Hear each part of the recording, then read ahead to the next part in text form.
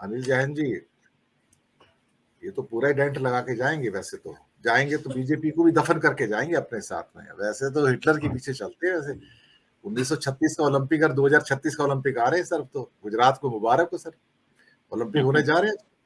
देखो क्या सिमिलैरिटी है, 1936 2036 और इंडिया को मिल भी जाएगा ओलंपिक्स में, आपको बता दूं, क्योंकि कोई लेने को तैयार नहीं आज की डेट में। मालूम है, सबने अपने हाथ जला लिए। लंदन ने, जापान के टोक्यो ओलंपिक्स में, इवन अभी जो कॉमनवेल्थ गेम्स होने वाले थे ऑस्ट्रेलिया में, तो शायद सिडनी में थे, कहाँ थे, उन्होंने रिफ्यूज कर दिया कि मैं तो होस्ट ही नहीं करता, जिसको ये करना है, मैं इतना पैसा जला नहीं सकता आज की डेट में।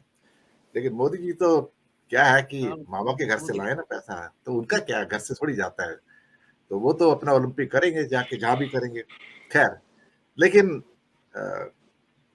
आगे की डगर कठिन है सर, इतनी आसान नहीं है।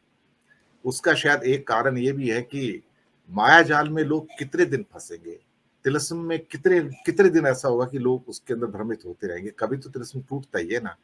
अब उसके टूटने का वक्त आया, तो शायद अब ये भारत को पहचान नहीं पा रहे। इनको लगता है कि वो पुरानी थ्योरी से नई चीजें, नई सोल्यूशन मिल सकते हैं, सत्ता मिल सकती है, लेकिन नहीं मिल रही है। यही उनकी तकलीफ भी है सर। अनिल जी। दिनेश जी, वो कहा जाता है कि जब भूकंप आता है तो कुछ जंतु ऐसे होते हैं जो उनको पता लग जाता है, अपने बिलों से बाहर आ जाते हैं।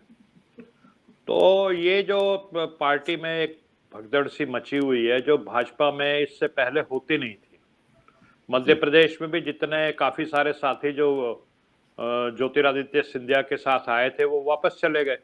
पंजाब का आपने जिक्र किया ही, और वो एक तस्वीर तो बिल्कुल हमारे मन मस्तिष्क पे अंकित हो चुकी है, जो कृपाल परमार साहब जो वीडियो उनकी जो वायरल हो गई थी कि मोदी जी तुसी लेट हो गए। तो ये चीजें तो हैं। अच्छा, असंतोष भी, आप जिसका कैरियर आप खत्म करेंगे, बड़े बड़े नेता हैं, शिवराज हों, वसुंधरा हों, या जो विधायक भी हैं जिनका टिकट काटा जाएगा, जिनको लगता है कि हम डिजर्व करते हैं, तो असंतोष वो एक्सप्रेस करेंगे भी। और तो जो नरपत सिंह सर पंजाब में क्या हो गया सर? ये तो चुनाव वाले राज्य थे, वहां तो चुनाव भी नहीं था। ऐसी क्या भगदड़ मची कि सारे बीजेपी छोड़ छोड़ के कांग्रेस में जा रहे हैं वापस से सर? नहीं, पंजाब में तो राजेश जी ने भी पहले कहा कि बहुत ज्यादा बीजेपी कभी स्ट्रांग थी भी नहीं, तो और उसका कोई ऐसा लग भी नहीं रहा कि भविष्य उसका कुछ बन सकता है। जिस तरह की पंजाब की राजनीति है, कुछ स्पेस ही नहीं है बीजेपी के लिए। तो पंजाब में तो जो गए थे अमरिंदर सिंह जी के साथ, या वैसे उनको अब कुछ नजर नहीं आ रहा कि वो अपना तो सिर्फ समय खराब करने वाली बात है। तो वो भी है अपनी जगह से।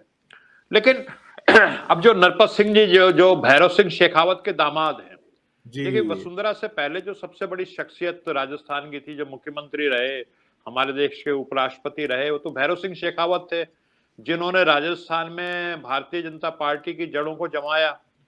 उनके दामाद का टिकट काटी जा रहा है, और वो दिया कुमारी जी वहां पे आ रही है, जिनको प्रोजेक्ट किया जा रहा है वसुंधरा के सामने। अब वो क्या कह रहे हैं दिया कुमारी के बारे में, ये गौर करने वाली बात है। क्योंकि भाजपा जो है वो हमेशा उसके जो नैरेटिव होता है उसमें मुगल मुगल मुगल मुगल बहुत ज्यादा रहता है। और वो नरपत सिंह कह रहे हैं कि दिया कुमारी उस खानदान से, उस राज परिवार से आती हैं जो अकबर के परिवार के साथ था, जो मानसिंह आमेर का जो किला भी है, तो आमेर का जो राजा था मानसिंह, वो सेनापति था अकबर का, तो मुगलों की वो है। तो ये एक बहुत बड़ी बात है, और उससे कितना डैमेज होता है जो भारतीय जनता पार्टी के नैरेटिव को, उसको आप अंदाजा लगा सकते हैं। और एक ये जो अपने अलवर के मेंबर पार्लियामेंट है बालक नाथ जी, संत महात्मा है, उनको लड़ाया जा रहा है। और एक बहुत छोटा सा अदना सा वहां का तिजारा का एक कैंडिडेट है मामन सिंह, वो जनता में घूम रहा है कि चुनाव में लड़ू ना लड़ू, कार्यकर्ताओं में घूम रहा है। कार्यकर्ता कहते हैं आप लड़ जाइए। तो ये जो एक तरह से जो मामला चल रहा है, जैसे देवजी पटेल साचोर का आपने जिक्र किया, मतलब तख्तियां लेकर के उनके काफिले को रोक दिया कार्यकर्ताओं ने, रास्ता रोक दिया उनका, और फिर उसके बाद पथराव होता है, उनके गाड़ी के शीशे टूट जाते हैं। तो इस तरह की खबरें हमने नहीं सुनी थी। लेकिन अब ये बात भी बिल्कुल ठीक है कि मोदी जी जो है ना, उनकी आप शख्सियत को आप जानते हैं, जो वो किसी फोटो में नहीं चाहते कि नड्डा जैसा आदमी जो अध्यक्ष है पार्टी का, वो उनके फोटो फ्रेम में भी आ जाए, उनको ये भी बर्दाश्त नहीं होता। तो ये संदेश के भी मध्य प्रदेश में भी एक नेता दूसरा भी है जिसका नाम शिवराज सिंह चौहान है, या राजस्थान में एक नेता और भी है मोदी जी के अलावा, जिसका नाम वसुंधरा है, वो उस चीज को कभी बर्दाश्त नहीं कर सकते, जिस तरह से उनकी पर्सनैलिटी है। और वो चाहते हैं एब्सोल्यूट पावर। अब उसमें आप कहते हैं जी नुकसान हो जाएगा, बीजेपी हार जाएगी। मैं भी सुन रहा था, कल एक वीडियो देख रहा था, एक आदमी है वो घूम घूम करके माहौल पता करता है कैसा चल रहा है देश में। तो चाय की दुकान पे बैठ गया, तो एक बाय द वे वहां पे एक बीजेपी का पदाधिकारी बैठा हुआ था। उससे उसने पूछा जी क्या रहेगा राजस्थान में? बोला जी बीजेपी जीतेगी।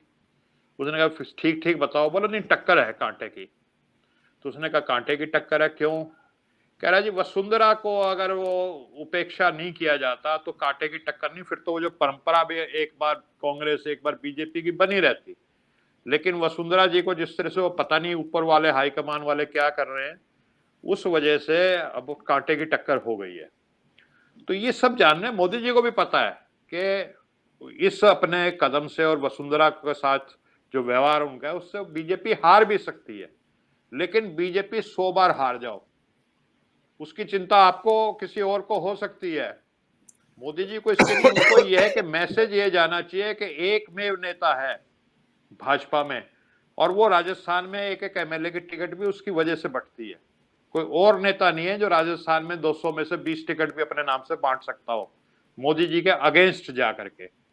और वसुंधरा को अगर वो स्थान मिलता है, वसुंधरा मतलब जैसे आप कह रहे हैं ना कंप्रोमाइज का मूड है, नड्डा साहब जा रहे हैं, अरुण सिंह जी हैं, एक कोई कैलाश करके नेता है, उनकी कोई कमेटी बन गई है, लेकिन ये सब छला हुआ है। मोदी जी टिकट बांटेंगे अपने हिसाब से बांटेंगे। दिल्ली नगर निगम की सारी उन्होंने टिकट काट दी, कोई ईमानदार था कोई सक्षम था, सारी काट दी तो काट दी, पूरे घर के बदल डाले। गुजरात में ऐसा हुआ कि पूरी कैबिनेट बदल डाली। मोदी जी हर मौके पे ये प्रूव करना चाहते हैं कि भाजपा में सिर्फ एक नेता है और उसका नाम है नरेंद्र मोदी, दूसरा कोई नेता एग्जिस्ट नहीं करता नगर निगम के लेवल तक भी। तो ये जो पावर शेयरिंग वाली जो चीजें हैं, जो कंप्रोमाइज का अगर कहीं संदेश जाता है, वो नहीं चाहते कि कोई संदेश जाए कि मोदी जी ने वसुंधरा के साथ कंप्रोमाइज कर लिया, येदियुरप्पा के साथ कंप्रोमाइज कर लिया। ये संदेश जनता में नहीं जाना चाहिए, मोदी जी इसको एश्योर करते हैं, माई वे और हाईवे जी। तो ये होके रहेगा और वसुंधरा को जो कंप्रोमाइज नहीं होगा। बेशक राजस्थान का चुनाव हार जाए बीजेपी, मेरा मानना ये है दिनेश जी। जी